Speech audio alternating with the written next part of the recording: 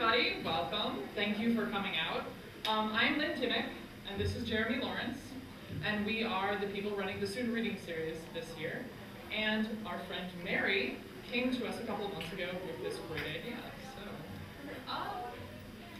I had an advising appointment, and Austin Bond recommended these guys, and he said they do this thing called student reading series. It's like poetry readings, any kind of readings every month.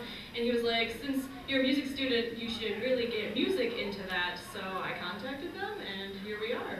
We organized writers with musicians and just told them, have at it, do whatever you want. So tonight is the final product of whatever they decide to come up with. So I'm excited to hear it. Thank you all for coming. We're going to start off with Jim Hinkson and Bill Scanlon.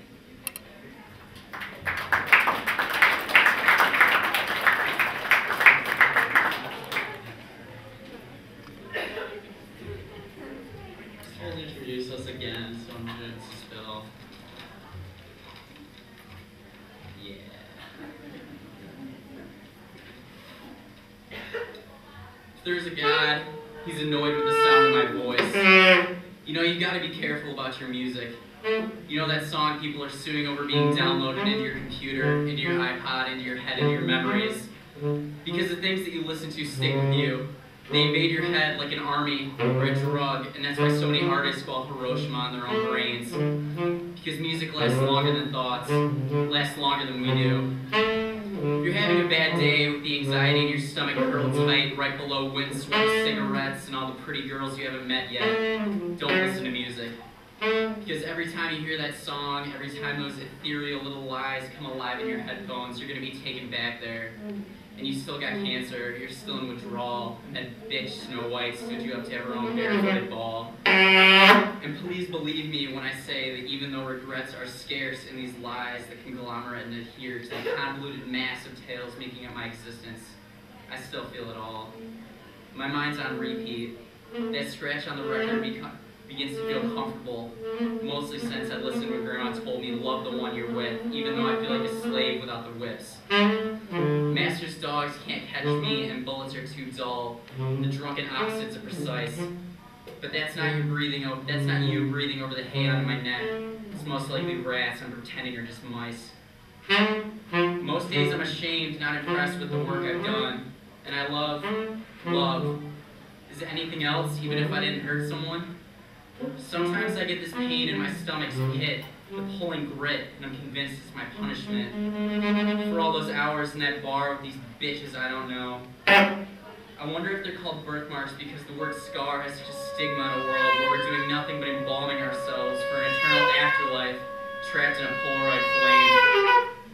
Honey, I wonder if there's much else in life but the way your soap floats on the wind and up through my nasal aperture on days when the flags stand too still to look anything but picturesque. Except maybe the moment before that one. Or the second, a drop of blood falling from the vein of time when you're looking right through me and haven't realized I can see you when I stare at the ground off to your left. Seeing your eyes pointed at mine is just as lovely to me as the way their coloration reminds me of the bright gleam miners must see when an emerald lifts up out of the black dust of lungs and dark caves. I wonder if the Chilean miners were separated into groups.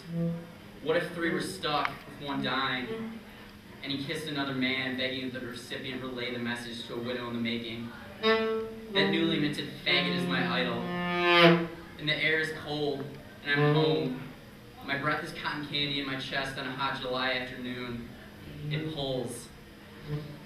The city lights always glow darker than the stars above, more of a cigarette tip orange type of glow. And when you look out over the water, it seems like the stars are falling from the sky and cooling down before they hit with a great rattlesnake moan. I wonder if the barnacles on the decks of yacht owners have hydrogen nuclei particles inside.